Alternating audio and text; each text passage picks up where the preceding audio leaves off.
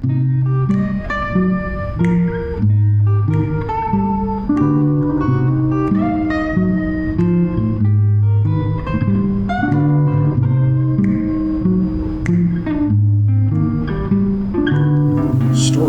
with Memphis Mike. The Boxing Day Fracus, Take 1. It was Boxing Day at the North Pole, and the elves were spending their one day off at Willie's, the local tavern. They were getting shit-faced, as is their Boxing Day custom. 364 days of making toys, running inventory, and dealing with that lard-ass slave driver, his bitch of a wife, and those damn coddled reindeer was enough to suck the joy out of toy making for even the most hardcore elf. There was much griping about working conditions, benefits, or the lack thereof, reindeer poop, and the O2 often splinter. As is often the case at the North Pole, it was a dark, bitter, cold, blustery day. At least the fat man had prepaid the owner of Willie's for the drinks and a nice roast beef dinner for the elves. Suddenly, the door flew open and in walked an aging Clint Eastwood, the ghost of Paul Lynde, and a penguin. The elfin chatter halted, and all that could be heard was the sound of the jukebox playing Johnny Paycheck's Take This Job and Shove It, and the wind blowing outside. The unlikely trio sauntered into the bar. Eastwood's spurs were a-jingling.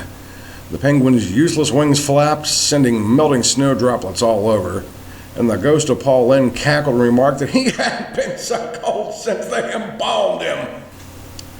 The three of them ordered up a round, a double whiskey for Clint, a slow gin fizz for Lynde's ghost, and a bucket of fish gizzards on the rocks and a tab for the penguin. Penguins rarely drink alcohol, as they are notoriously whiny drunks.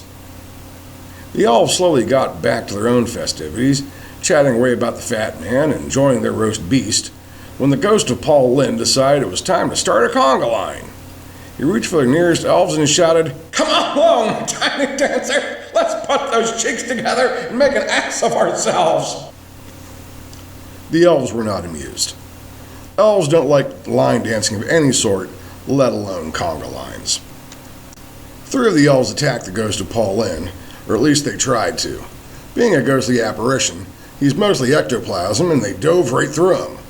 One of them landed on the penguin, who had a mouthful of fish gizzards, which was then spewed all over Clint Eastwood's fancy duds.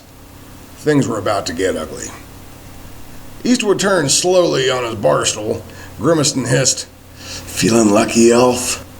as he picked up the fallen sprite and proceeded to twirl him around by his jingle-belled boots. He tossed him into the air and drew his .44 Magnum and made Swiss cheese of the elf. Blood sprayed across the length and breadth of the room. Many don't realize that elves are related to chickens. That said, the sight of this blood spray unleashed in the elves a primal urge, and they were soon on the attack. It was essentially an elfin version of a pecking party. Elves were on Eastwood like fleas on a junkyard dog, biting and chewing more than a fat kid at KFC. More elves kept diving at the ghost of Paul Lynde, but again, he's mostly ectoplasm, so they just kept hitting the floor, and the walls, and the bar stools, and each other. The penguin hid under the pinball machine. It's not that penguins are cowards, they're just merely pacifists. It was a bloody fray in Willie's on this particular Boxing Day, and just when things couldn't get any worse, they did. A white rhino, dressed as Superman, came crashing through the far wall and sent elves flying like bowling pins. The rhino stopped in his tracks, stomped a few times, and gored a particularly stout elf with his horn, flinging him in the direction of the pinball machine. The elf crashed onto the glass top, the pinball machine tilted, and shattered onto the penguin, killing him instantly, its blood oozing out from beneath, mixing with that of the gored elf. This led to a chemical reaction, which created a thick, noxious, toxic haze. The screams of a dying cowboy, half eaten by vicious elves, was mixed with the insane cackling of the ghost of Paul Lynde. The Johnny Paycheck record, playing on the jukebox, was skipping. The rhino leapt about the room, his red cape flapping behind him, was covered in elfin blood as he trampled the wee toy makers. Meanwhile, in Pittsburgh, a pretty gal sat in her digs on the south side, trying to decide between fishnet stockings and leather boots. There was debauchery afoot, and she was going to have it her way, just like at Burger King. Out of the corner of her eye, she spied her fuzzy handcuffs and cat o' nine tails. This would indeed be a Boxing Day to remember. The moral of this story? Most Americans don't know squat about Boxing Day.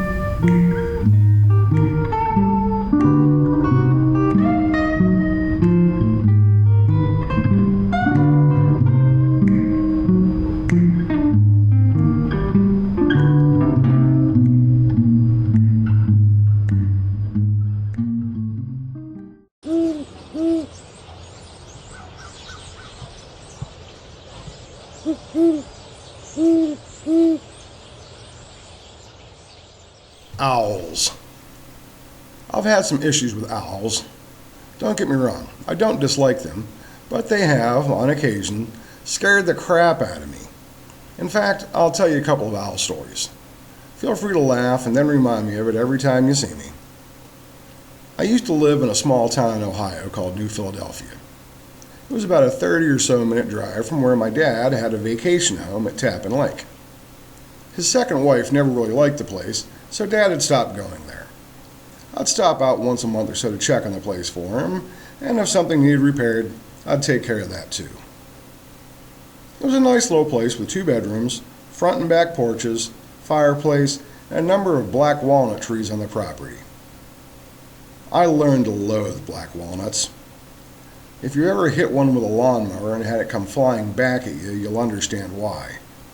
They're kind of like nature's golf balls. One day, I decided I'd better check on the place, as a pretty bad storm had blown through the area. It was a good thing I did. The window in the 1 bedroom had been broken, presumably by a black walnut being blown off one of the trees. It was nearing dusk, so I figured I'd grab some wood out of the shed and board up the window. Once I had that finished, I decided I'd go clean up any broken glass in the room. The room itself was a decent size, with 2 sets of bunk beds, 2 old 1940s dressers, a closet, and a big round mirror. There were only 2 lights in the room, one on the nightstand between the beds, it had been knocked over, and the other on the wall opposite the door, right near the foot of one of the top bunks. As I entered the room, I heard something definitely critter-like. This wasn't going to be good. I knew it. But whatever it was, it quickly made its way out through the space between the window and the board, so I didn't have to confront it. However, that did get me to thinking that, as well as broken glass, I might have some sort of critter poo to clean up. I made my way across the darkened room to where I knew the light was. As I flicked on the light, a big-ass barn owl started flapping its massive wings at me. Apparently, it had been perched right at the foot of the top bunk, probably in wait to devour whatever critter I had previously heard. Needless to say, this scared the crap out of me. I would say that I merely jumped back and then grabbed the owl and put him outside, but that would be a lie. The reality is more like this. I screamed like a bitch and ran out of the room. Once out of the room, I turned back around to see what the hell was in that room, and it was just an owl. Now the only question was, how the hell do I get an owl out of the house? If you've ever had a bird in the house, then you know how fun it is to get them out of the house. Now, make that bird an owl, a large, terrified by me owl. Mr. Owl went away from me, and I wanted Mr. Owl out of the house. This should be easy, right? Guess again. I opened both the front and back doors so Mr. Owl would have a choice of escape routes. I grabbed a broom and started trying to shoo the owl out. Of course, this didn't work. Mr. Owl flew out of the room and into the kitchen and main living area. He should have just flown right out the front door, but in his obviously agitated state, was thinking less clearly than he should have been. Owls make a lot of noise when they're scared. I was mostly just muttering, "Shit, fucking damn it," a lot. This owl wasn't going to leave on his own. The broom was nowhere near as effective as I had hoped. It was time for Plan B. Only problem, I didn't have a Plan B. Note, always have a Plan B. I sat down at the kitchen table, lit a cigarette, and tried to figure out just what the hell to do about this owl. I could have just said screw this, locked him in there for a week, and just come back later and scooped up the corpse, but that would have meant a second trip to Tappan Lake, and I just didn't want to. Also, I'm not that cruel. I couldn't allow myself to be bested by an owl, although it was looking more and more likely that I would be. Having only one idea left, which should tell you everything you need to know about how much I cared about the situation, I went into the master bedroom and grabbed a sheet from the cupboard. I figured if I could throw this over the owl, I'd be able to bunch it up and put him outside so he could go back to his owl world and regale his owl friends with his own version of the story, which would probably go something like this. So I'm just sitting there, minding my own business, waiting to eat a critter, and this deranged human comes along, tries to blind me with a bright light, and then starts screaming and trying to kill me with a broom. Seriously, Frank, I was terrified. If you've never tried to throw a sheet over a moving owl, let me tell you, it's not fun. It also takes numerous tries. I literally spent at least an hour trying to do this. I was close to giving up when Mr. Owl decided to perch on the back of the couch. He looked as worn out as I was. We just looked at each other with a sort of, what the hell are we doing kind of look. But like I said, I was not going to be bested by an owl. We continued our staring contest for a few minutes while I slowly inched towards the couch. Mr. Owl wasn't moving. He did, however, poop on the couch. Owl poop stinks. I finally got the sheet over him and got him outside. Mr. Owl seemed resigned to conquest and didn't move much. It might have been shock, who knows, but once out on the porch, I carefully pulled the sheet off of him so he could fly away. Instead, he popped up onto the porch rail and just looked at me. I turned around, closed the screen door, and Mr. Owl finally flew away. I went back in and still had broken glass, critter poo, owl poo, and what I can only guess was the remnants of Mr. Owl's dinner to clean up. My routine 20-minute inspection took hours to complete. I was tired, sweaty, and chuckling to myself about the situation. I finished up, locked up the house, and drove back home to New Philly. I called Dad when I got home to tell him the story. I told him I should charge him for this, and most dads probably would have agreed. Not my old man. He was more concerned with whether or not I boarded up the window correctly and if I could go back and air the place out to get rid of the stench of critter poo stains. I love my dad, but he's one of the reasons I drink. If this isn't enough of a tale, I have another. Not quite as lengthy, but every bit as entertaining. If you've ever been to my house, you know what it's like. For those that haven't, it's an old Cape Cod style house, lots of trees and a mess of woods out back. We get a lot of critters through the yard. I've seen more than my share of deer, groundhog, squirrels, raccoons, foxes, birds galore, even the odd duck and Canadian goose. My upstairs bathroom window looks out over the backyard, and there's an evergreen right near the window, which gives a nice bit of privacy, should anyone, for some odd reason, want to try to look up into my bathroom. We occasionally get critters on the roof, too. So far this summer, it's been a busy season for the raccoons. I'm starting to believe that my roof has become a popular mating spot for them. But this story is about owls, or one owl in particular. Some years back, I recall waking at around 2 a.m. to use the toilet. This is unusual only in the fact that it was 2 a.m. and I was already asleep. So I must have still been working down the strip district, as that was one of the few times in my life that I worked normal people hours. As I said, the upstairs bathroom window looks out on the backyard. The toilet is right near the window, good for ventilation. Beneath the window dormer is a small bit of roofing and a gutter. I tell you this just to set the scene. When this was my grandmother's house, she would keep a small nightlight in the bathroom for those late night visits. I used to as well, but often when the bulb would burn out, I'd just leave it for months. I have no problem with just flicking on the light. Probably better that I do because, as we all know, us guys need all the help we can get when it comes to aiming. So, as I said, it's around 2 a.m. I've just woke from a deep sleep, and I'm standing by the window, relieving myself. Whoo! Whoo! Scared the hell out of me. A damned owl was peeking right in the window and started making noise at me. Seeing what I was doing, he was probably thinking I was strangling a snake. Startled, I yelled at Mr. Owl. He flapped his big-ass wings at me and took off. Yes, I made a mess. Damn owl scared the piss out of me. The Spider and the Stinkbug. Haliomorphohalis, also known as the brown marmorated stinkbug, or simply the stinkbug, is an insect in the family Pentatomidae, and it is native to China, Korea, Japan, and Taiwan. It was accidentally introduced into the United States, with the first specimen being collected in September 1998. They are, simply put, nasty. How nasty are they? So nasty that even spiders won't eat them. We in the greater Pittsburgh area have been dealing with these nasty, odorous little pests for a few years now.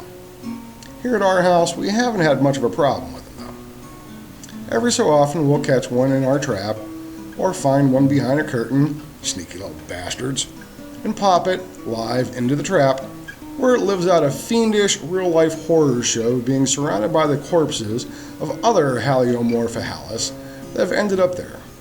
I sometimes imagine what is going on in the stinkbug's mind. Holy hell! Get me out of here! I imagine it thinking. Is the stinkbug mind capable of such thoughts? Or its imperative only to escape and terrorize its newfound homeland another day? I personally have nothing against stinkbugs. I just don't care to share my house with them. The cat won't play with them. I seem to recall her swatting one once and trying to eat it, and then immediately horking it back out. Apparently, they taste as bad as they can smell. Today, the young'un noticed a spider web in the kitchen window. This in itself is neither unusual nor something we would normally concern ourselves with. Spiders are okay in our book. In some cultures, it's considered good luck to find a spider in your home. They also keep my sister from visiting. They can be useful as they eat other bugs, like flies, as will our cat, because let's face it, cats are weird. However, as the young'un noticed, the common house spider does not like stink bugs either. As I stated, the young'un was in the kitchen getting a cup of coffee when she noticed the spider web. She brought this to my attention because, as she put it, the spider was destroying its own web to get rid of the stink bug. The window in question was half open, as it usually is this time of year. This gave the spider a comfortable bit of space to make its web. Between two sliding windows, this gives the spider a nice, sunny place to reside, and is also a good place to catch any fly attempting to bang itself silly against what I can imagine spiders to perceive as the great invisible force field. Apparently, the spider has dealt with stink bug infestation a few times, as when we looked, there were 3 other dead stink bugs lying amidst torn webbing on the sash. None of them appear to have been eaten in any way, shape, or form by the spider. Apparently, American spiders find these petite beasts as repulsive as their human counterparts do.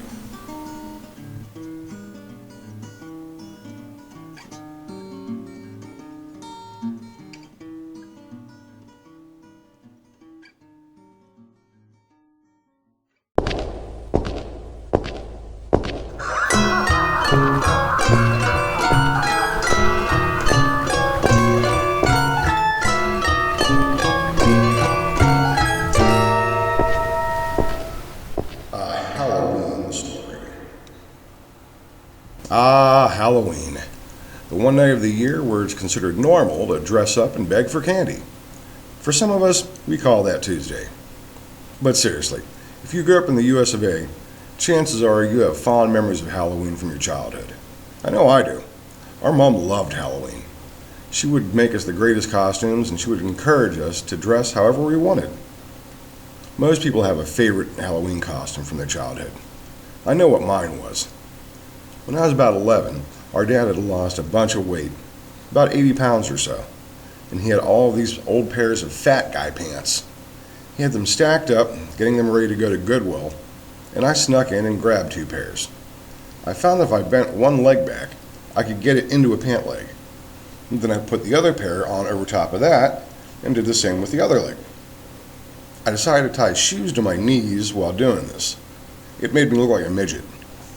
I took an old cane and cut it down to size so I could walk.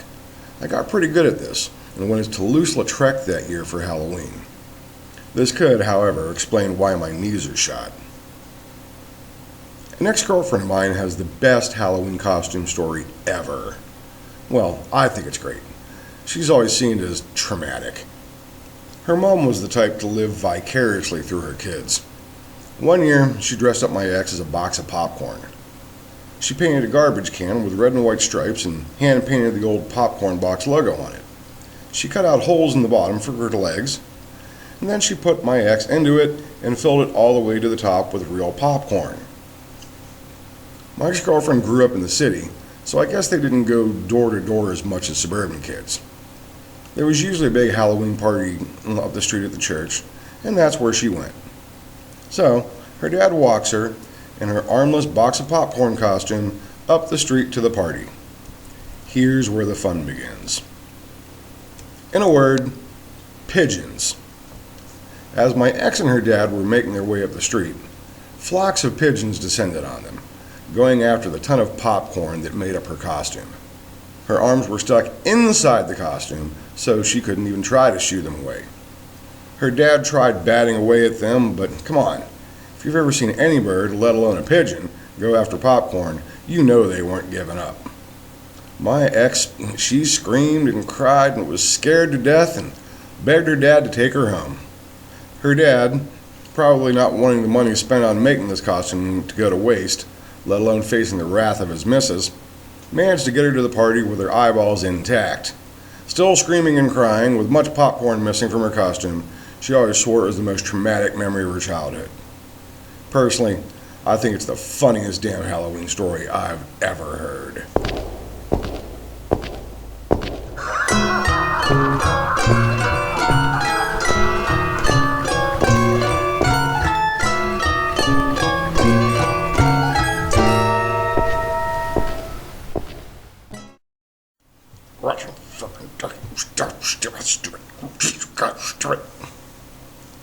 Piece of dick. I have a foul mouth. I always have. Even as a kid, I could let loose a torrent of expletives that could make a truck driver blush. I'm not really sure where it came from.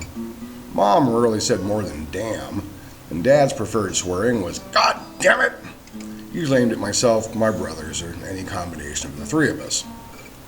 My frequent use of the F-bomb could drive my Aunt Ann into a tizzy. Do you have to use that word? And so often? I always pointed out that it's just a word and likely came from legal terminology for unlawful carnal knowledge, although just how true this is beyond me. Once in about 6th grade, I let out a loud and clear shit during math class. I probably would have gotten in more trouble, except it was one of the few times that I didn't stammer, so I think my teacher was more in shock than anything. In fact, I think she informed my speech therapist that the trick to ending my stammer was tied in with cursing. Mind you, when I was a kid, swearing meant a lot more than it does now. Any school kid today knows pretty much most of the swear words that I took a lifetime to accumulate. Back then, you were lucky to hear damn on TV, unless it was a show about beavers. George Carlin's career was pretty much solidified by his 7 dirty words you can't say on TV. Along came Richard Pryor and all hell broke loose. He could outswear the best of them. And he was funny too. The grown-ups back then all complained and wanted to know if it was possible for these comedians to be funny without swearing.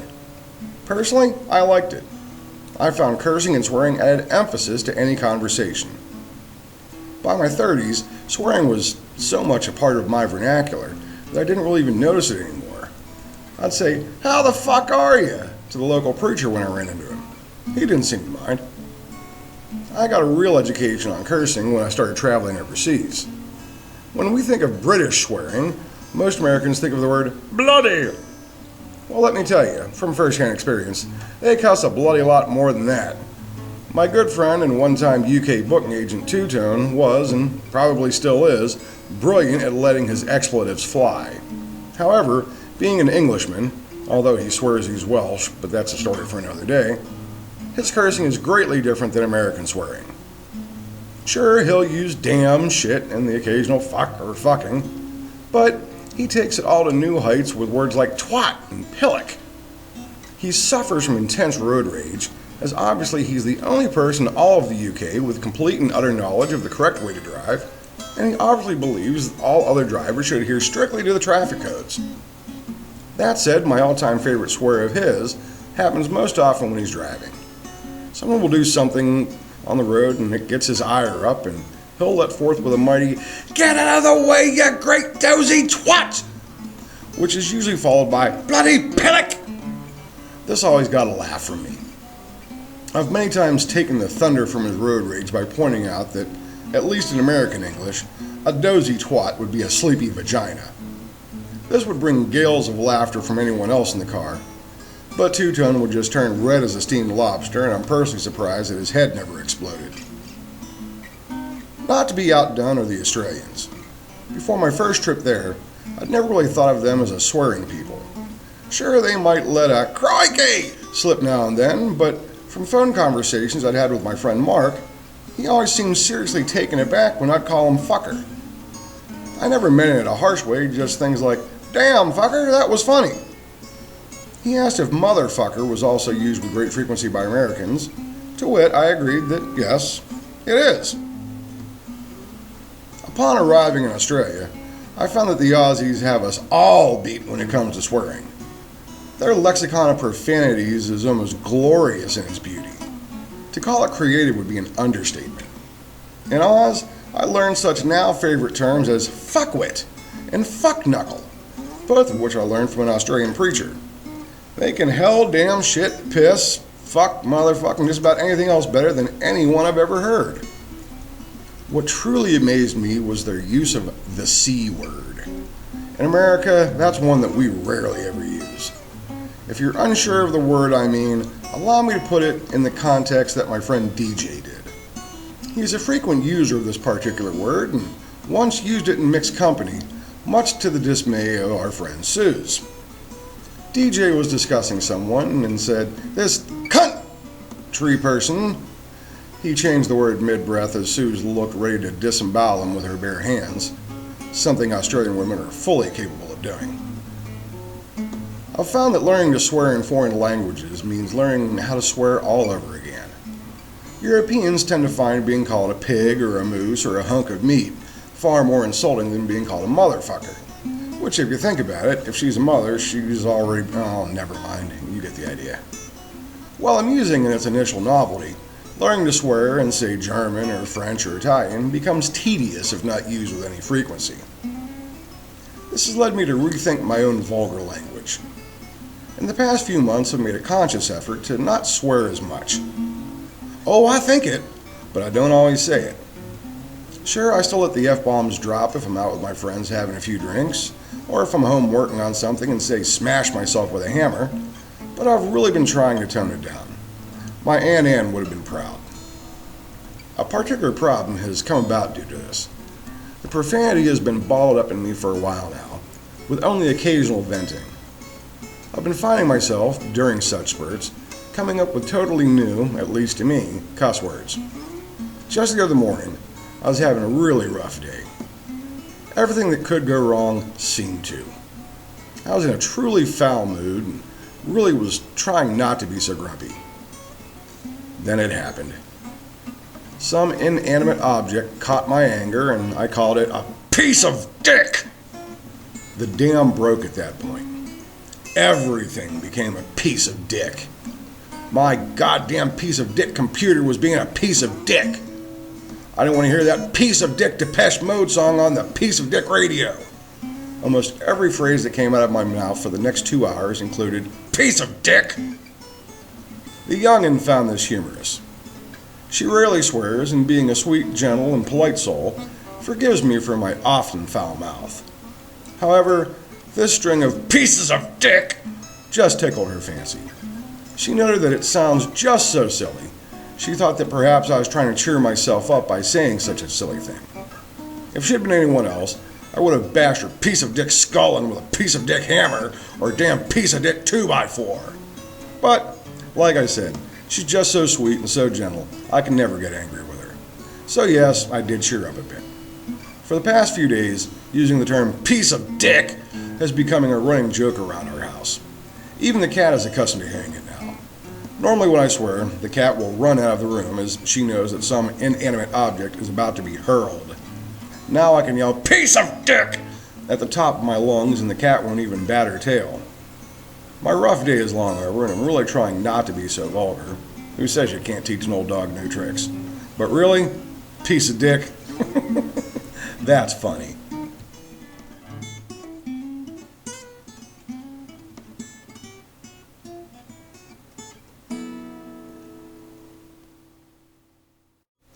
Pillow talk. Pittsburgh style. I'm sure most people realize by now that I refer to my better half as the youngin'. Why? Because she's 15 years younger than I am. Just call me Mr. Obvious. One would normally think that this could be a hindrance to a relationship. Growing up during different times could potentially limit our shared life experiences, thus creating the possibility of nothing to talk about. Also, she's young and good looking, and I am not. I used to be, but with age I reverted to being cute. And yes, ladies, guys with gray hair really don't like that word distinguished. We pretend we do, but we don't. To us, it means, hey, look at the old guy. I bet he was something to look at back in his day. While the youngin' and I have few similar interests, we use this to our advantage. Every day is a new adventure for us. Lucky for me, she is open to new things. I, on the other hand, am not. I am accustomed to things being just so, or as she would put it, set in my ways, aka stubborn as a mule. We both share a love of zombies. While she prefers to kill them on her Xbox, I prefer to watch Night of the Living Dead, the original, in black and white, with a cameo by Chili Billy. That movie is a Pittsburgh treasure. We have both, in the past couple of years, become fans of The Walking Dead television show. It's things like this that infuse new life and energy into our relationship, as well as tons of in-jokes that no one else would ever get, and we like it that way. This leads to the topic of this, our idea of pillow talk. After a long day at work, and having been working 6-7 day weeks for the past month, it's the busy time of year where she works.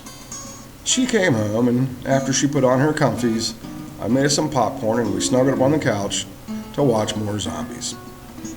As with any couple, this leads to talking during the program. This used to drive me crazy, but see, even old farts like me can adapt. As we're both inquisitive by nature, our conversation would go something like this. Me: I wonder if zombies poop. The youngin' just stared at me. Well, if they eat all that flesh and brains and don't poop, they'd have ginormous flesh-filled guts, wouldn't they? Her: well, yeah, it'd have to go somewhere. Me: imagine how bad that would smell. I then went into a monologue about the possible stench of rotting flesh festering inside a rotting, undead, zombified digestive tract. Again, she just stared at me. I wonder if zombies have a hyperactive salivary gland. She looks at me. Why? Well, if you ever notice, their lips are usually gone, but they always seem to be drooling. Hence me thinking they might have a hyperactive salivary gland due to their zombie state. Her: imagine how bad their breath would be. Me, staring at her thinking, really? They don't seem to poop, yet she's concerned with their breath? If one got that close to me, I'd probably have a coronary. This is a typical night for us. Who says romance is dead? Or in this case, undead. You know you're in a good relationship when you and your better half can have a serious discussion on zombie poop and not think anything is unusual about it. Mind you, she did give me some odd looks when I mentioned the prospect of midget zombies, hermaphroditic zombies, and then wondered aloud if one of a set of conjoined twins died and became a zombie, would the other? It's a wonder she hasn't run screaming yet.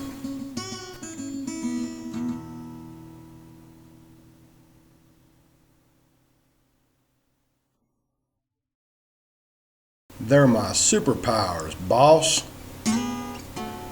Just a story. There's a guy I used to know. He could be a bully, he could be moody, he could be a sweetheart, he could be a clown.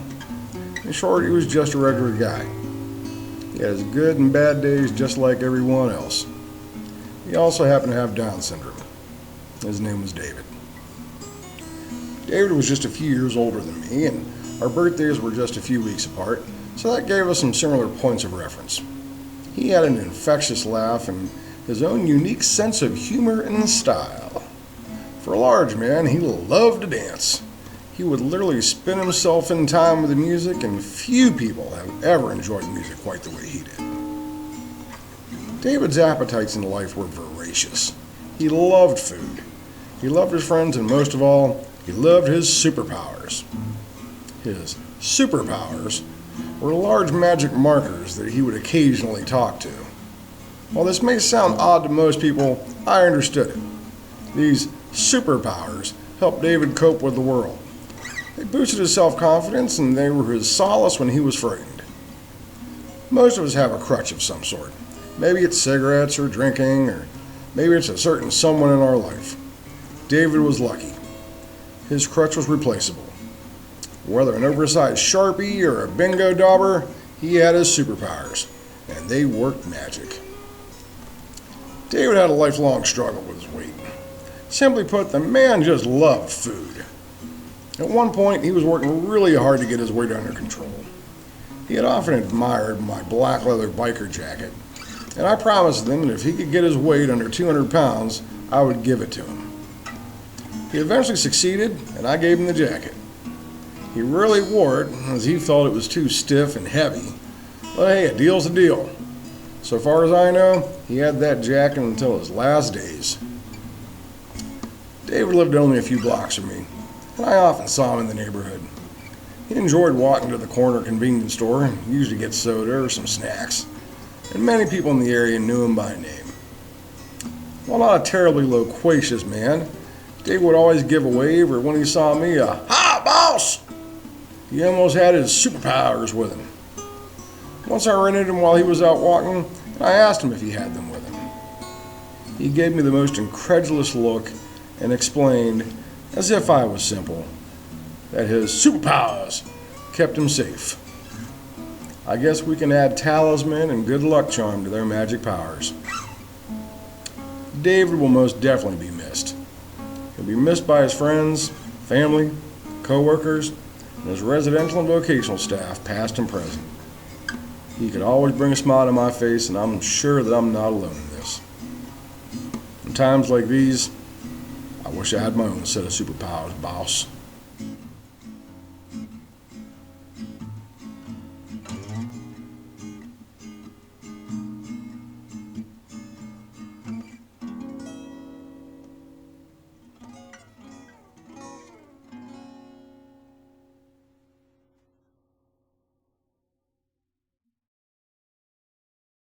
Wait a minute.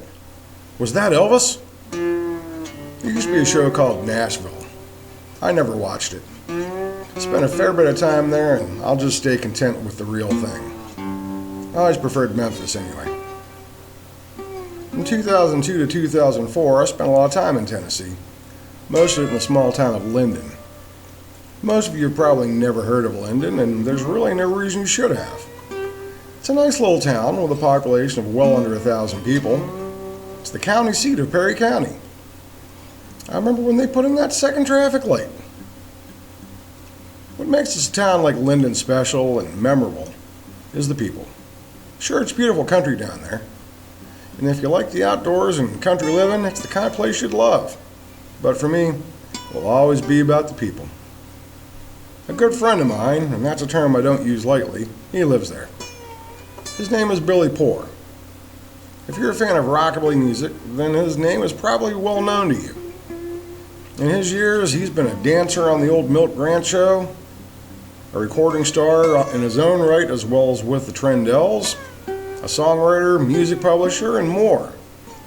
He wrote, edited, and published a great fanzine called Rockabilly Review, and ultimately wrote a great book on rockabilly called Rockabilly, A 40-Year Journey, which was published by Hal Leonard Publishing. The fact that Billy ended up in Linden isn't unusual. He came from Maryland and landed in Nashville. It's where the music was. After some time there, he and his wife and daughter settled in Linden, and here's where the story begins.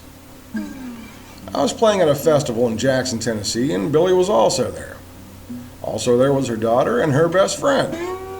Her best friend caught my eye, and one thing led to another, and we started a long-distance relationship. This led me to spending 2 years driving back and forth from Pittsburgh to the middle of Tennessee. The things we do for love, huh? Linden was like another world for me. I thought the town that I grew up in, Steubenville, Ohio, I thought that was small. We had 40,000 people there when I was a kid, and there's a lot less now.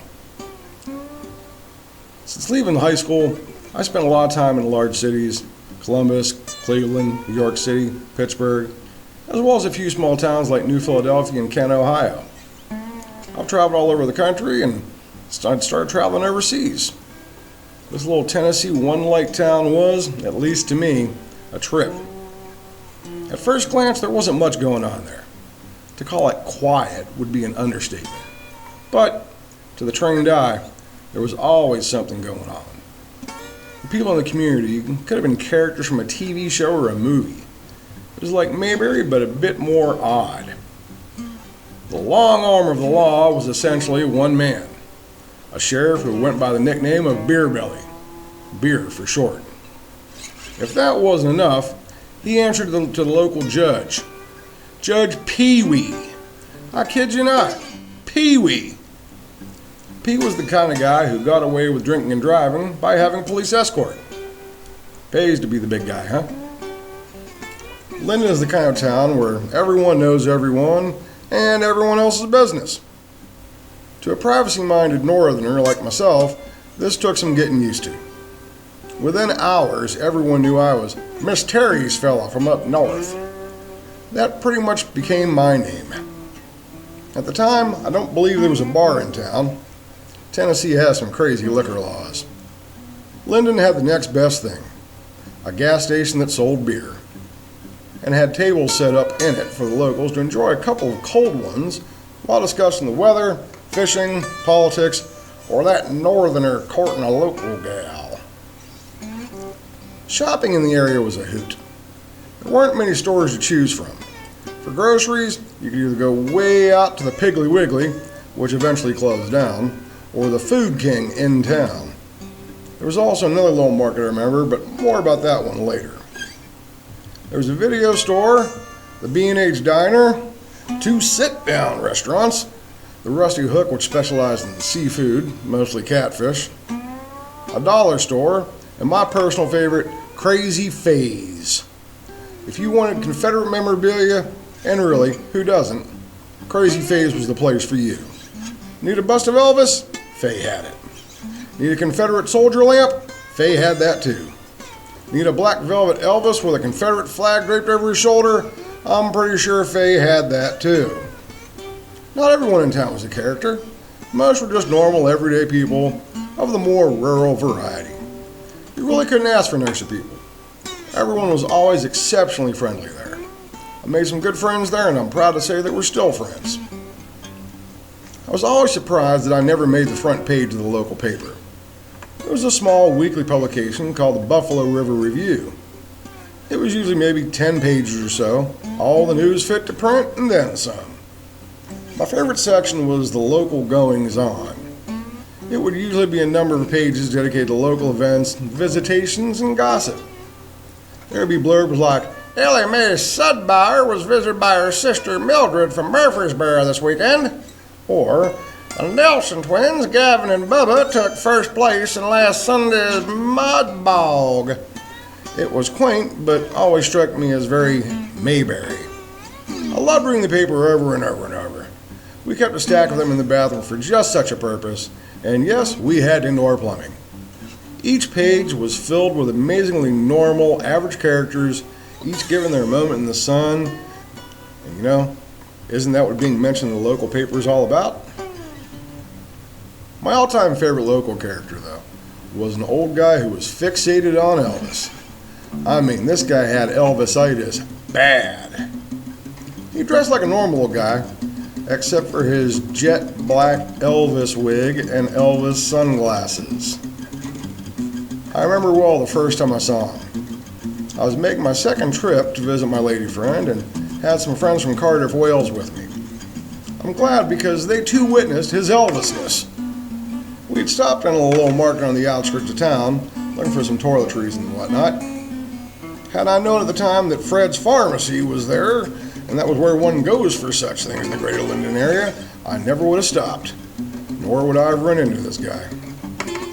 My friend Two-Tone and I, we were making our way around the store. His missus opted to wait in the car. When out of the corner of my eye, I spotted the king. At least I thought it was the king. I stopped in my tracks, did a double take, and made sure I saw what I thought I saw. He was a guy of around 75 or so, wearing an old blue dress shirt, polyester pants, and his Elvis wig and shades. I got my friend's attention and asked if he was seeing what I was seeing. We were both gobsmacked. He ran out to the car to get his wife, who was a huge Elvis fan. We just really couldn't believe what we were seeing. None of the other customers in the store, nor the employers for that matter, seemed to be fazed by the king doing his shopping there. When we got to my lady friend's house, I immediately brought up seeing Elvis at the store. She just laughed it off, saying, "Oh, that's just Mr. So-and-so. He always dresses like that." She said this as if he was simply wearing a pair of overalls. Dude was wearing a poorly fitting Elvis wig and Elvis shades. It was nothing to her. Over the next 2 years, seeing the king around town became pretty much a non-event for me too. Man, that first time was a trip. I learned a number of things in my time spent in Linden. I learned that catfish ain't too bad, provided it's deep fried in beer batter and served with hot sauce. I learned that I really like jet skis, but I'm a dangerous man on them. I learned that Tennesseans love football, and they love it when their team beats the Steelers, which is admittedly a rare moment. I learned that if you want to keep flies out of your store or house or trailer or what have you, tie a clear plastic bag filled with water and place it in front of the door. It seems to work. But most of all, I learned that people are people, wherever you go. Most are good people who are just as curious about strangers as strangers are about them. They work hard, enjoy their leisure time, they worship in their own ways, and live a life not much different than yours and mine. If in your travels you should stop in some small, out-of-the-way town that looks like the middle of nowhere, don't look down your nose. The town is probably far more interesting than your limited time there will allow you to see. Every town has its treasures and its secrets, and every town is made up of people, a community. These people are always interesting, provided you take the time to find out just who they really are. And yes, lots of people everywhere still love Elvis.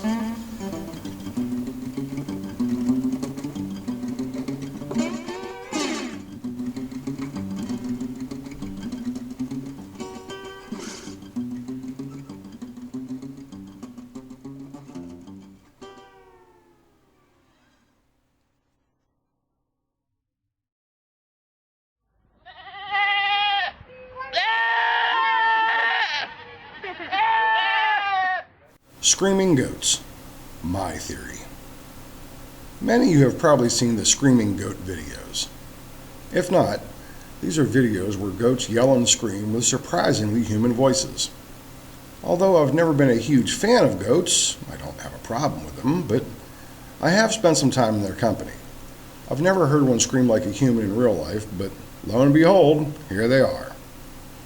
I have a theory about this, and God help me, the creationists and far-right Christians just may kill me for it. Goats are evolving at an alarming rate. Today it's screaming. In a few generations it could be speech. And with it, a level of rational thought. And here's where we need to worry. Goats are, by nature, evil critters. Their society is based not only on a natural hierarchy where the strong rule, but also to some extent on nepotism. See? They're already acting like humans. There's a natural order to their world where each goat has its own responsibilities within the herd.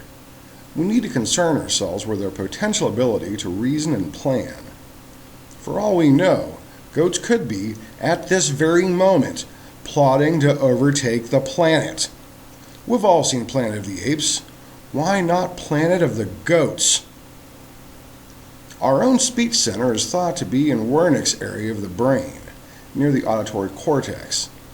Its exact location has come under question recently, in front, behind, but who's to say that goats aren't currently evolving their own Wernicke's area? As I stated before, this could well lead to full-blown speech and rational thought in as little as a few generations. Will the goats be benign or malicious? Ask yourself this: why have Satanists long portrayed Satan with a goat head? Ha! See, they're evil. Beware of the screaming goats, my friends. It's not the zombie apocalypse you need to fear. It's the coming of the goats. Silence of the lambs will be more like silencing the Lamberts. Ha! Laugh now, but don't say I didn't warn you. See, this is the sort of crap I think up while doing laundry.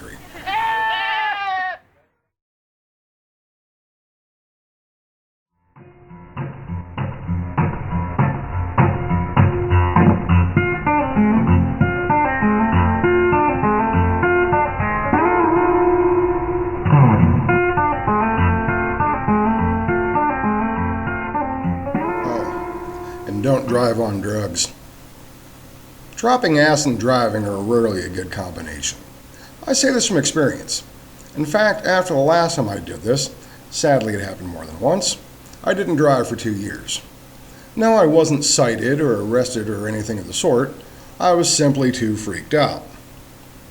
I was thinking about this particular instance today while writing a song about trains. Now that you're probably more convinced than ever that I am, indeed, a bit wacky in the wacky woo, trust me, this will make sense in just a bit. I grew up in a small town, Ohio, firmly in the American Rust Belt. This was steel country. Almost everyone I knew had ties to the steel mills. Everyone's dad worked in the mills in some capacity. Our dad didn't, but as a cardiologist, he basically kept these hard-working men and women alive. I was informed of Dad's actual job description by a family friend who was better known for his leg-breaking talents for a local family business with strong ties to the old country. Our dad's job was to keep people alive. Made sense to me. The closest mill to our house was Weirton Steel. They poured molten steel into something over there. I know this because when they did it at night, the sky turned red. It was always an amazing sight to me. I've since learned that not everyone got to witness such beauty on a nightly basis. I'm glad that I did. To me, seeing the sky turn red at night was normal. It saddens me that I don't get to see that anymore. Okay, where am I going with all of this? Trust me, it makes sense. Like I said, I was writing a song about trains. Like a lot of Americans, especially those my age or older, I hold a certain fascination with trains. To a lot of people, they're now more of an annoyance than anything else. Trains are a relatively slow mode of transportation in the U.S., and who hasn't been held up at a railroad crossing by a slow-moving train? Trains, at least in our American mythology, took people away. They took them to new and exciting places, they took them away to new adventures and or new beginnings, and they look and sound pretty cool too. Chicka chicka chicka chicka chicka chicka chicka chicka chicka chicka chicka chicka chicka chicka chicka chicka. Trains are rhythmic. Probably another reason why so many songs are written about them. When I was little, I loved that sound. I still do. But even better is the sound of an old-fashioned train whistle. When I would stay at our grandmother's house in Pittsburgh, I used to be awakened by the sound of a train whistle. Just down over the hill from her house was a railroad track. At 5:12 a.m., just about every morning, I would hear that train whistle. It inspired wonder in me. Where was it going? Was it hauling steel or coal or people? Where did it come from? Just what did it look like? Was it one of those really old locomotives or something newer and more industrial looking? I asked my grandmother if she would take me to watch the train go by some morning. The tracks were less than a mile away, down the hill near the creek. But she would usually look at me like I'd grown a second nose or just flat out tell me she wasn't getting up at 4 a.m. to take me down over the hill to see a train. She eventually took me to the Amtrak station, but it just wasn't the same. Those trains had either just pulled in or were getting ready to leave. There was no mystery to them. Getting to see the train that I heard every morning just seemed more special. In my mind, it was my train. I can't remember the last time I heard that train whistle. I live in my grandmother's old house now. I'm often awake at that time of morning. I just never hear that train whistle anymore. I learned a healthy respect for trains at a young age. One day, I was in town with her mom. I was probably 5 or 6 years old at the time. Being a geek of a kid, I never wore sneakers.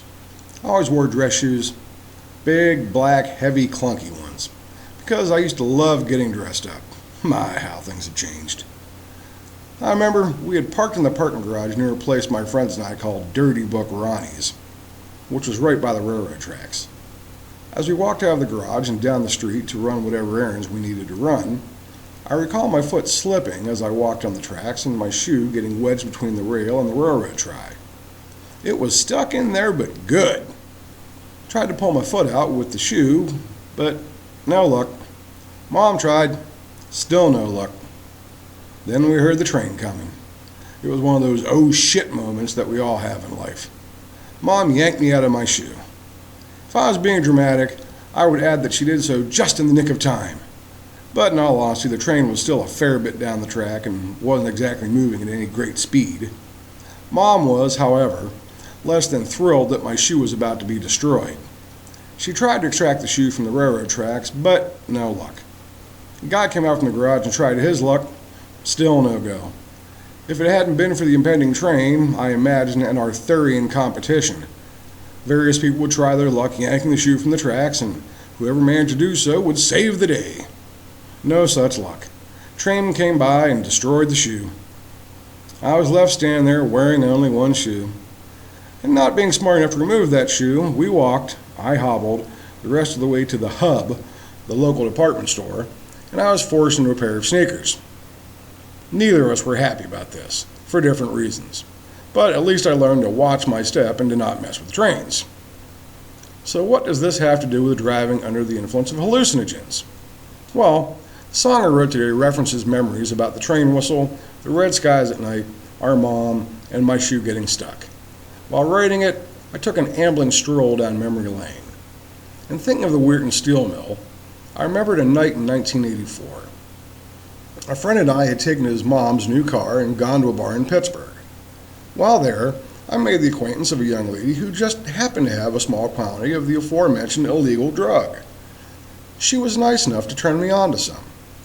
I had no plans to drive, so I figured, why not? Just my luck. My friend drank too much and got sick and couldn't drive.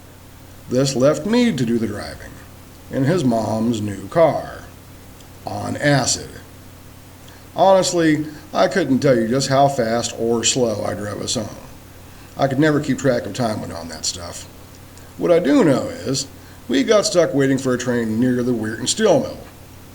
The train seemed to be taking forever, so I took the shortcut, a bridge that essentially went between two of the mill's buildings. As luck would have it, steel was being poured right as I got to the bridge. Anyone who has ever done hallucinogens can probably guess, my brain didn't process this well at all. It looked like a sea of fire to me. I imagined the bridge melting and us plunging to a fiery demise. It took me 2 years and a girlfriend needing a trip to the emergency room before I could ever drive again without freaking out.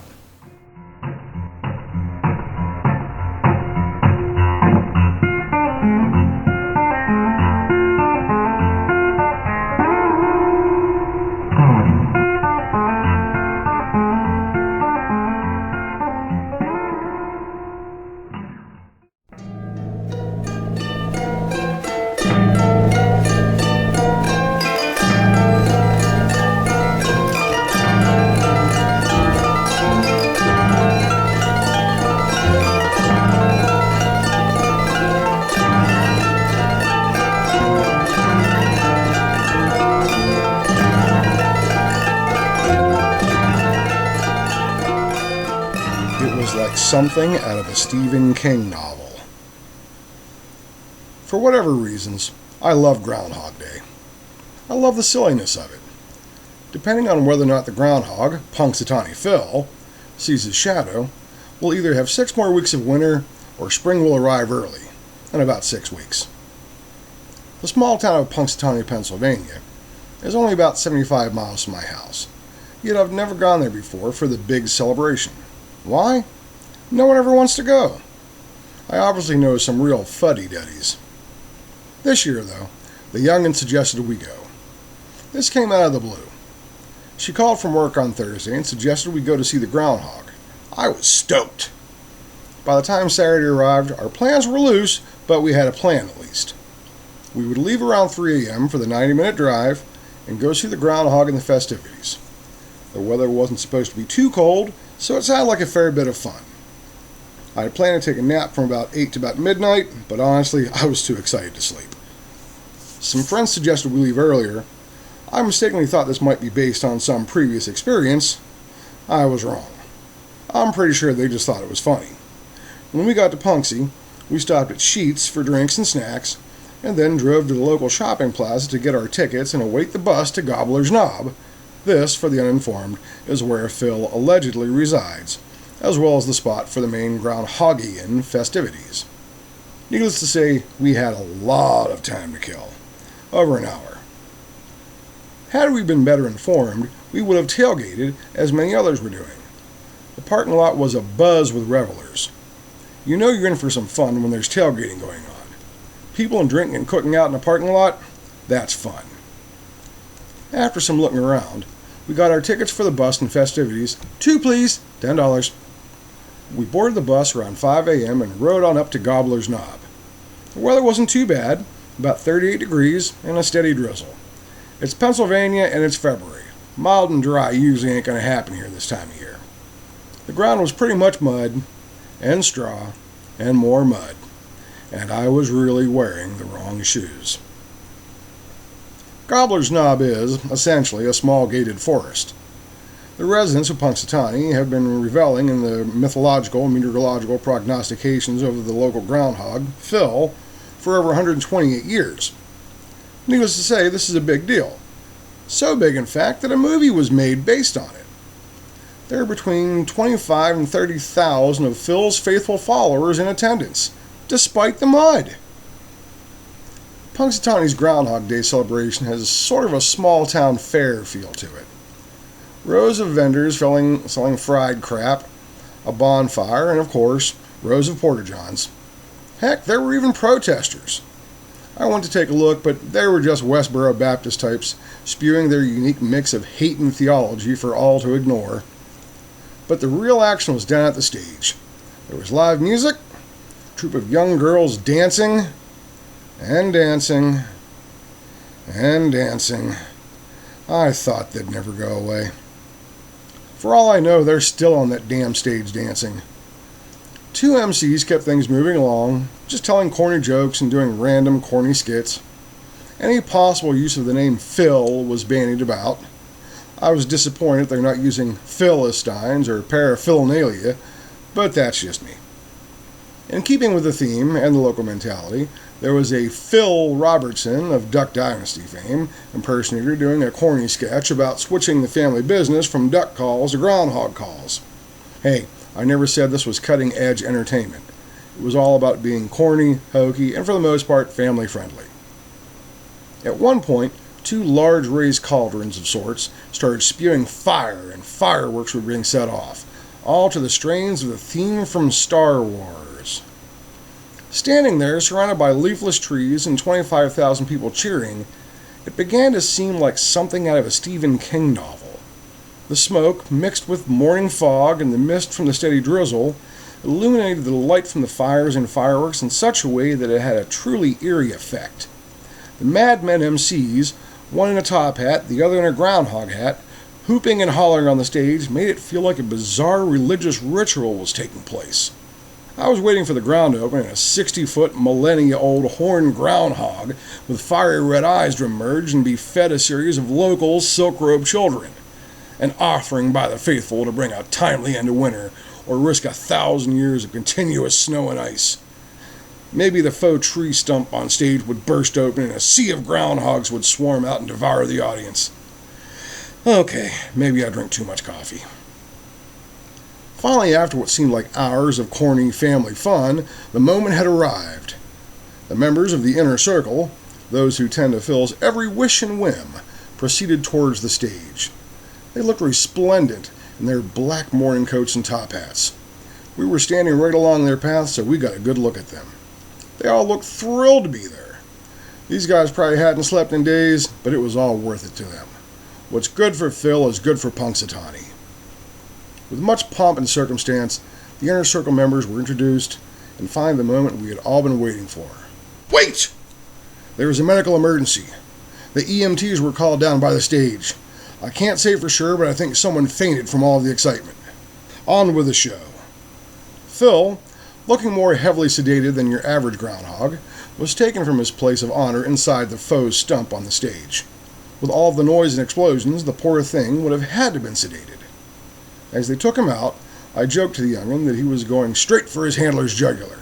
She laughed. Nosy little woman in front of us felt it necessary to inform us, "That's not the real Phil, that's one of the babies." She then proceeded to tell us that she had had her picture made with the real Phil at his enclosure down to the local library. "Why, he's so big his head comes halfway up her back." I didn't have the heart to tell her that the real Phil had most likely been dead for over 125 years. A hush came over the crowd. Scrolls were placed on the stump. Phil was placed on the stump to see his shadow, or not, and conversed with the Inner Circle's members in groundhogese. Finally, the official words were spoken.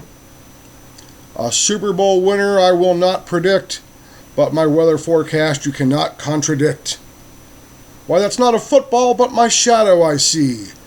It's 6 more weeks of winter, it must be." In short, Phil told us, "Take that, bitches! 6 more weeks of winter, at least!"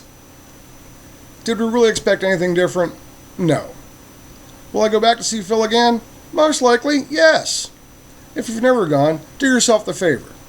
This is old-fashioned, family-oriented fun. You might learn some folklore. You might learn some history. You might make some new friends. You might see a celebrity or two. You will most definitely have a good time, provided you don't mind being out in the woods in the middle of the night in the middle of winter waiting on a mythological rodent.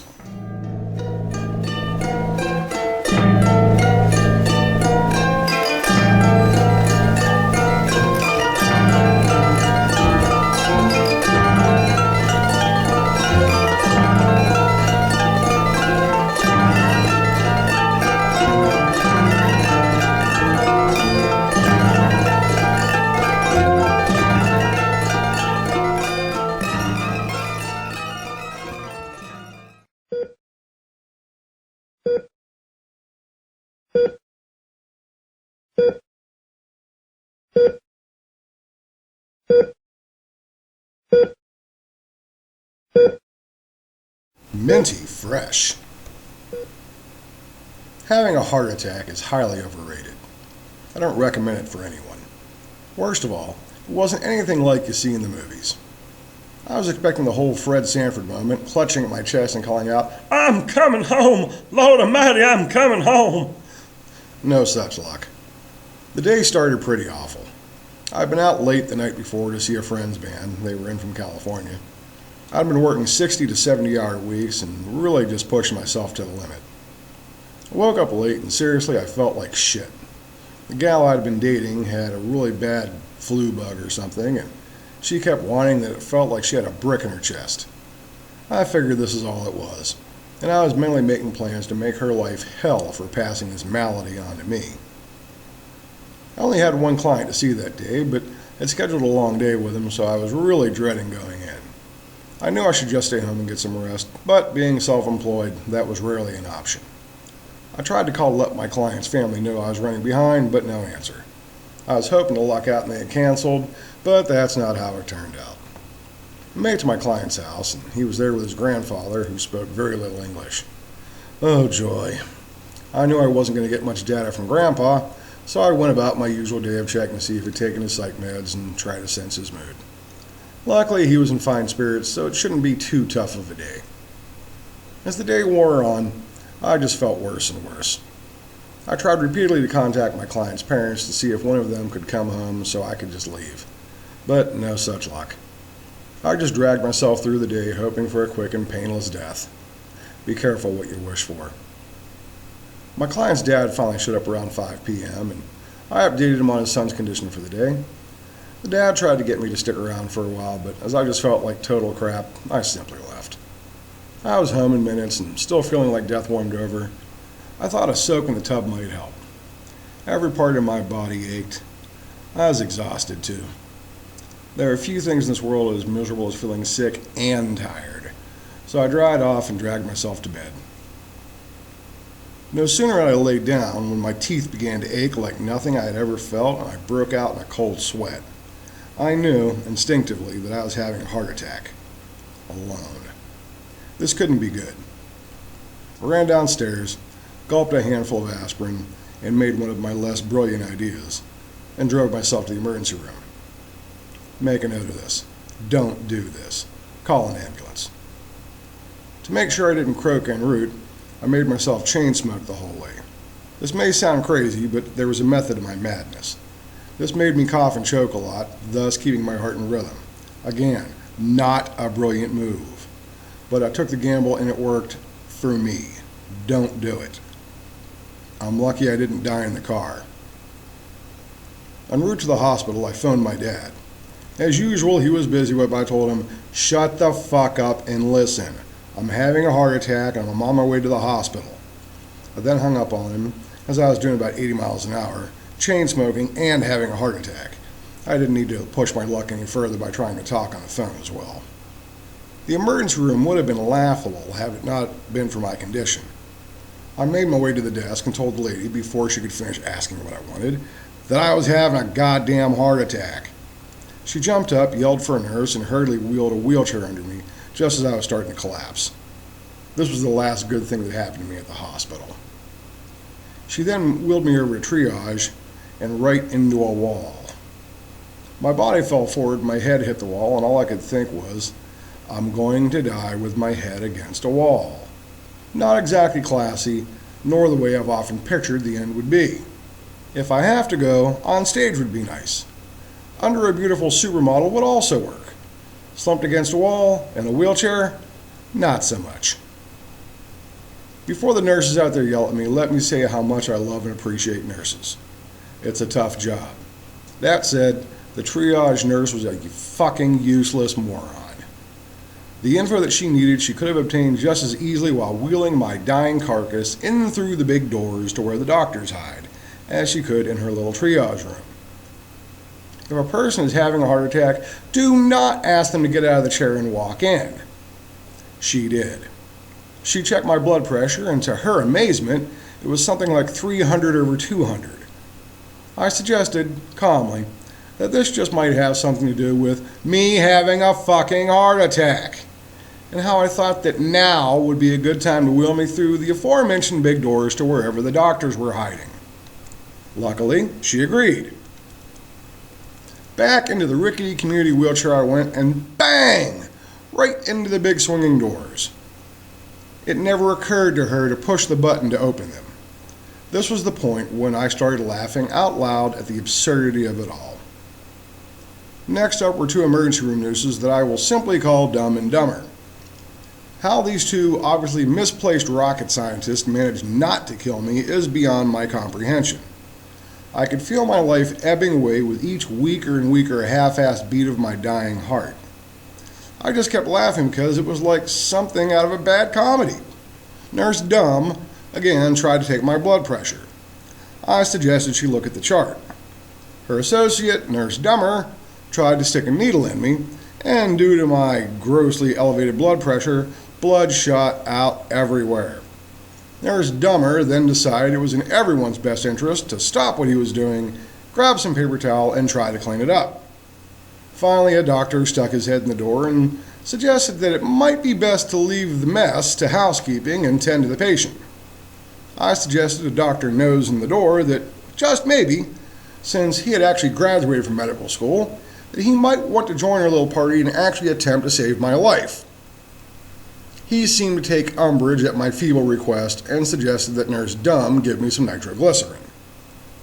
We've all seen movies or TV where a person with a heart condition pops a little pill under their tongue whilst apparently dying, and voila!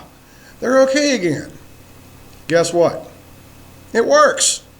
But Nurse Dumb tells me to open my mouth and she sprays nitro under my tongue. No tiny pill, it was a spray. Not just any spray, no siree. It was like a blast of the greatest breath freshener ever made. Nurse Dumb asked how I felt, and seriously, all I could say was, Minty Fresh! My breath has never felt so fresh before. Give me more! She laughed and asked if I was still having chest pain. I noted that, surprisingly, I was not. I did, however, feel completely exhausted. Nurse Dumber had seemed to disappear, presumably to go find someone from housekeeping to clean my blood off the walls, floor, and everything else. Next, I and the gurney I was on were wheeled into a hallway. Apparently, this is where the real medical magic happens. To wait. It was decided that I needed to be transferred to a better hospital. Surprise, surprise. One equipped with real doctors, nurses, and a cardiac lab, and machines that beep and go ping. I can only guess that the ambulance driver was moonlighting from his regular job as a taxi driver. He drove like one. And amazing, took me the longest route possible to the next hospital. I actually had the gall to ask him, "Where the hell are you taking me? I'm supposed to be going to Presby." "That's where I'm taking you," was his reply. He seemed a bit taken aback by me, an obviously delusional sick person, questioning his Pittsburgh navigational skills. For those who don't know Pittsburgh, this trip started at St. Margaret's Hospital, which is just north of the city. The fastest route to Presby would be to take Route 28 south, go across the 40th Street Bridge, up 40th, left on Liberty, right onto the Bloomfield Bridge, left onto Bigelow, then up behind Soldiers and Sailors Hall to the rear emergency room entrance. At a high rate of speed, this should take an ambulance driver maybe 7 minutes. Remember, heart attack patient in the back. Time is of the essence. But no. Mr. Ambulance Driver opted to take the longer, less scenic route of driving all the way down Route 28 and catching the 579 bypass and onto the Parkway and then into Oakland, where Presby is. Had it been 4 a.m. and there was a guarantee of no traffic, I could almost see his logic. But as it was evening and rush hour was still in effect, the Parkway would be, and was, a nightmare. Stop, start, speed up, slow down, change lanes. Almost 20 minutes it took. I kept messing with the driver, telling him that if I died because his dumb ass took the long route, I would come back and haunt him. He seemed to take this seriously. Perhaps he was already being haunted by a previous patient who died in his ambulance from his arrogant navigational methodology. Finally, at Presby, I was whisked to the cardiac lab. There I was greeted with a phrase that I have loathed for decades. "Hey, aren't you Dr. Metzger's son?" asked one of the nurses. Again, I just broke out laughing at the absurdity of it all. I told her that yes, I am, and could she please finish saving my life and then we could play 20 questions after. I then made a mistake that I paid for months to come. One of the nurses needed to shave me. Down there. You know what I mean. My naughty bits. Still reeling from laughter at just how bizarre this whole experience had been so far, my smart-ass side answered for me. I asked if she could leave a landing strip like some gals get when they get a bikini wax. Much to my horror, she agreed, and that's just what she did. I was shaved bald as a baby's butt, except for a strip of hair. For months, it was like an itchy mohawk growing down there. My OCD side was going nuts. I was having to trim things on a weekly basis to keep them even. But yes, you guessed it, it all got weirder. This was when I met the man who seriously saved my life and has kept me alive for the past 7 years. My little Chinese doctor with the porn star name. Not only is he an excellent cardiologist, even Dad thinks so, and he should know, but he has a good sense of humor and amazing bedside manner. He explained everything he was doing, step by step, the whys and the hows, and I will never forget as he shot the dye into me telling me, "Okay, you're going to feel a hot flash and then it will feel like you've pissed yourself. Don't worry, you've not, just don't move." Well, damn if he wasn't right. That was exactly what it felt like. And just that fast, it went away. Seriously weird. I dozed off for a bit as they put the stent in. I figured if they needed me, they'd wake me up. Next thing I know, I'm being wheeled to my room by a very nice nurse or surge tech who I'll call Milton, name change to protect his identity. Milton was a very nice, apparently homosexual man. He seemed generally concerned with my well-being, too. We had a pleasant little chat while he wheeled me, and when he got me to my room, asked if it would be possible for us to see each other socially when I got out of the hospital. Sweet land of Goshen. Dude was hitting on me. Apparently, the sight of me naked and with a landing strip to boot was more than his libido could handle. He must be what some folks call a chubby chaser. Let's be honest, I'm short, heavy, and somewhat hairy. A supermodel I ain't. I told Milton that I was flattered, but didn't date men. But as it just helped save my life, I couldn't flat out say no. I asked if it would be okay if I thought about it for a few days. Besides, I could have another heart attack and snuff it before I ever left the hospital. Milton told me that he hoped that wouldn't happen and told me he would check on me from time to time. Well, damn it if he didn't. He stopped by every day and even brought me flowers and homemade cookies. Finally, my friend Linda came to visit, and when Milton asked who she was, I lied and said she was my girlfriend. Sorry, Linda. Broke poor Milton's heart. He never came back to visit. The night's weirdness wasn't over yet, though. There was the matter of all the blood thinners I was on and the fact that my little Chinese doctor with a Porsche name couldn't get my bleeding to stop. This bleeding was in my groin where he slid the tube up into my ticker. I don't care to be more graphic. Apparently, the doc had tried using surgical cement to close the incision, but with all the blood thinners I was on, it was taking my blood a while to clot. A young intern was sent in to handle this. In all honesty, I felt bad for him. His job for the next hour or so was to hold the incision in my groin shut with his hand. Yep, you guessed it. Smart ass time again. Oh, I tortured that boy. The intern. Hi, Mr. Metzger, I'm Dr. So-and-so. I need to hold this incision closed to try to stop your bleeding until your blood starts clotting on its own. Me. Hi, Doc. Fancy meeting you here. So I guess we're going to be stuck like this for a while, huh? The intern. Yes, sir, until your blood starts to clot on its own. Me? Well then, I guess we should get to know each other, especially since you have your hand on my dick. Intern, it's not on your penis, sir. Me? Well, close enough. I don't usually have strange men's hands in my crotch. I'm not saying that you're strange, but well, you know what I mean. The intern just looked really uncomfortable. Me? You have warm hands. Thank God for that. The intern was trying to ignore me now. Me? That's a very nice cologne you're wearing. I bet it drives the nurses wild. Don't be alarmed if I start getting an erection. I seriously thought the kid was going to vomit right about then. Me? So, do you often have your hands in another man's crotch, or is this a first for you too? Intern.